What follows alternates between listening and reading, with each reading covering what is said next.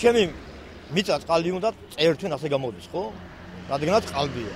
შემეძლო თუ არ შემეძლო, აი წავედი, ხელმივეთ ახალი საბუთები შევადგინე და გავაკეთე.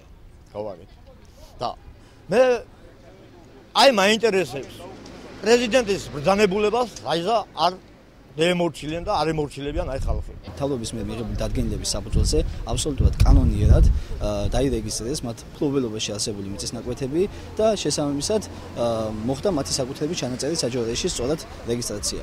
ამდენად ენერგი 2007-ის მოთხოვნა საკუთრების ჩანაწერის გაუქმებასთან დაკავშირებით აბსოლუტურად უსაფუძვლოა, ვინაიდან აბსოლუტურ უფლებას აძლევდა მესაკუთრეებს თავდობის დადგენილება, რომ მათ ფლობელობაში არსებული მიწები დაიკანონებინათ. ამდენად ენერგი 2007-მა უნდა იდაოს მთავრობის დადგენილების გაუქმებაზე და არა ჩანაწერების გაუქმებაზე.